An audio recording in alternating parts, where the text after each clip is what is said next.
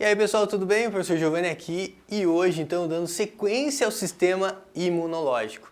Você já viu então a importância que o sistema imunológico tem em relação à nossa sobrevivência, ao reconhecimento, à destruição de micro-organismos que possam causar então as famosas doenças.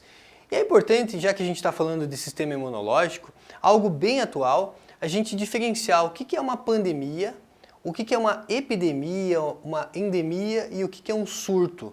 Eu vejo muita gente com dúvidas, com confusão em relação a esses nomes. Vamos entender aqui, olha só. Uma endemia. Endemia está aqui pela curva azul. Uma doença endêmica. Endo quer dizer dentro. Uma doença endêmica é aquela doença que ela fica restrita àquele local. E os números de casos, eles são estáveis. Por exemplo, a malária é uma doença endêmica aqui no Brasil, na região amazônica. Então, quando a gente fala em malária aqui no Brasil, a gente fala assim, olha, 99% dos casos de malária aqui no Brasil estão restritos à região amazônica. Se a malária está restrita à região amazônica, praticamente, significa o quê? Significa que nós temos aí a malária, uma doença endêmica da região amazônica, certo? Posso dizer também que a malária ela é comum em algumas regiões da África, então eu poderia dizer que a malária é endêmica de determinadas regiões na África, por exemplo, sendo a malária uma das parasitoses que mais mata no mundo. Então a malária endêmica da região amazônica. Beleza, você entendeu, uma doença endêmica é uma doença que permanece mais ou menos constante e naquele local. Você não está aí na região amazônica, dificilmente você escuta falar em malária. Agora, dengue aqui no Brasil. Eventualmente a gente escuta muito falar de dengue. Casos de dengue na região sul do Brasil, casos de dengue na região sudeste, casos de dengue na região norte. E aí você tem casos de dengue, eventualmente, a gente escuta muito isso no noticiário, e eventualmente a gente escuta assim, olha, os números de dengue em determinada região saíram da normalidade. Então, quando você tem um surto, vamos entender então que dengue seria tipo uma epidemia. Epidemia quando não é só uma localidade. Ela não envolve só uma cidade, só um bairro. Não, ela envolve um estado, uma boa parte do país, ou o país como um todo. A gente tem uma epidemia. Só que essa epidemia, por exemplo, de dengue, eventualmente nós temos um surto. Um surto de dengue na região sudeste do Brasil, por exemplo. Então é quando os números de casos eles sobem de repente, mas depois eles tendem a voltar à normalidade. Então, temos ali o que é um surto. Então, um surto seria quando uma epidemia ela sai fora de controle e a epidemia é uma doença de maior proporção, restrita a um estado, restrita, por exemplo, a um país. Mas nós temos a pandemia. Pandemia, poderia dizer para vocês, que seria um conjunto de epidemia. Quando uma doença ela atinge vários continentes. Então, quando uma doença atinge mais de 2, 3 continentes, ou vários continentes, nós temos ali o quê? Uma pandemia. Pan quer dizer total. Ou seja, vários países ao mesmo tempo com aquela mesma doença. É como se eu tivesse várias epidemias. E o conjunto dessas epidemias, então, nós chamamos de pandemia.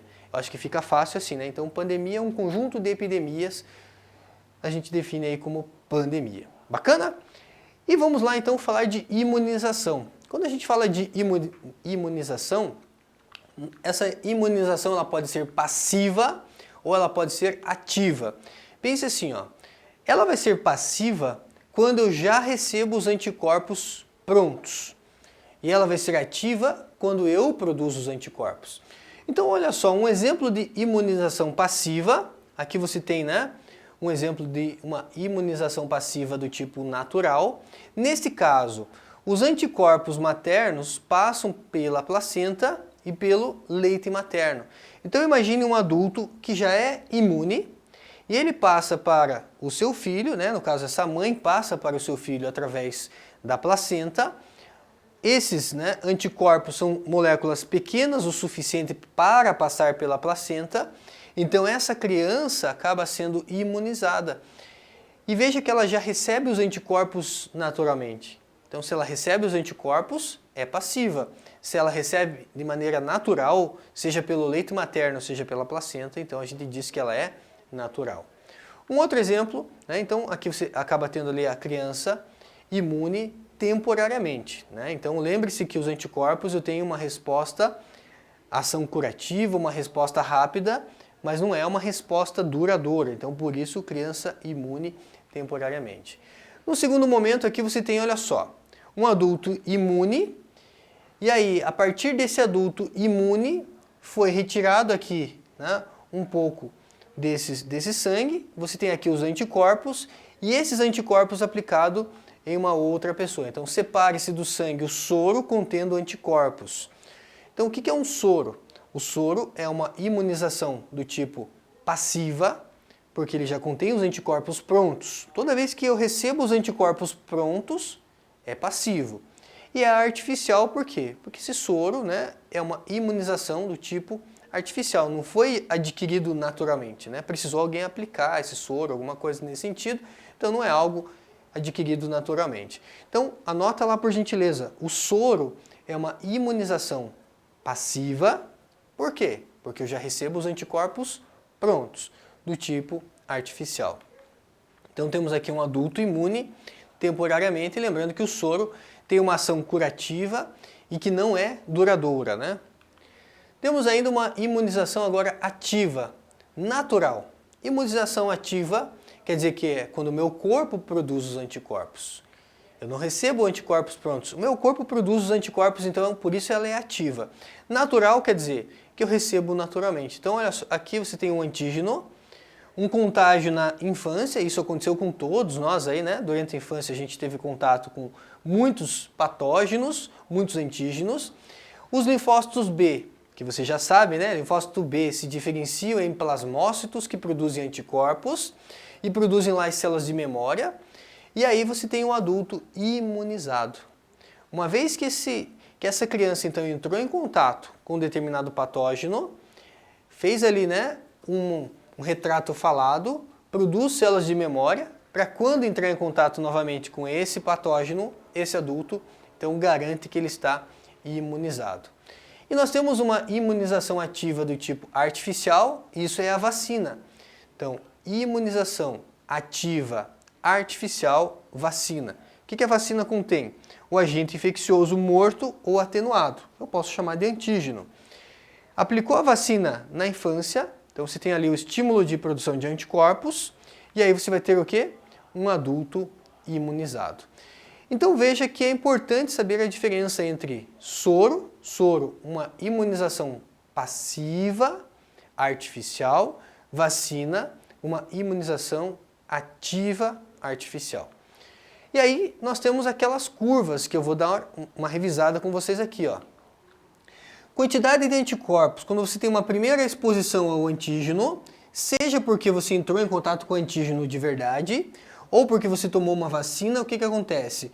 Uma primeira exposição, essa curva ela é um pouco mais lenta, mas quando você tem ali uma resposta secundária, uma vez que o teu corpo ele já tem células de memória para aquele agente que causa aquela determinada doença, a produção de anticorpos ela é muito rápida, rápido o suficiente para não dar tempo de produzir ali, né, os efeitos ali da doença, e o nosso corpo consegue eliminar muitas vezes então esse agente invasor. Bacana? Quando a gente fala de vacina, uma vacina muito famosa é a famosa vacina tríplice viral, que está relacionada à defesa aí contra sarampo, rubéola e cachumba. Então a famosa tríplice viral, sarampo, rubéola e cachumba. E eu deixei aqui uma tabelinha para que a gente possa entender os principais pontos entre um soro e vacina, para que você não tenha mais problema em relação a isso daqui, ó. Então os imunobiológicos, eu tenho aqui, né, o soro e a vacina. Tipo de imunização. O soro, uma imunização passiva, porque ele me dá os anticorpos prontos. A vacina, uma imunização ativa, porque ele me dá os antígenos e eu produzo os anticorpos. Via soro é artificial, vacina também é artificial. Ambos são artificiais. Então aqui igual. Constituição, o soro contém anticorpos, vacina contém antígeno. Resposta, o soro ele tem uma resposta rápida.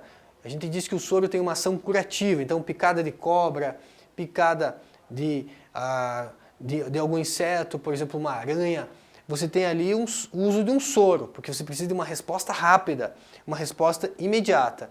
Já a vacina me dá uma resposta posterior. Só que a ação do soro ela é temporária. Se daqui 6 meses uma pessoa que foi picada por cobra for picada novamente, precisa tomar soro novamente. Agora, a vacina tem uma ação duradoura. Geralmente toma a vacina uma vez e muitas vacinas toma-se só uma vez na vida, né? Então, uma ação duradoura. Protege contra o quê? O soro protege contra intoxicações, venenos, toxinas, previne rejeição de órgãos, alguma coisa nesse sentido, enquanto que vacinas, principalmente proteção contra vírus, bactérias. Lembrando que tem vacina, né? Por exemplo, esquistossomose não é vírus nem bactéria que causa, é um verme, o Schistosoma mansoni, então pode ser também uma vacina relacionada, além de vírus, bactérias, também relacionado aí a vermes. Legal? Vamos dar uma olhada, ver como que isso pode aparecer aí nas questões para você ficar craque também nos exercícios. Vários métodos são empregados na prevenção, para a prevenção de infecções por micro-organismos. 2 desses métodos utilizam micro-organismos vivos e são eles as vacinas atenuadas, constituídas por patógenos avirulentos, ou seja, patógenos que não vão causar problema a esse indivíduo, e os probióticos que contêm bactérias benéficas. Na figura são apresentados 5 diferentes mecanismos de exclusão de patógenos pela ação dos probióticos no intestino de um animal. Ele pergunta assim, qual o mecanismo de ação desses probióticos promove um efeito similar ao da vacina? Então vamos dar uma olhada aqui na imagem, olha só.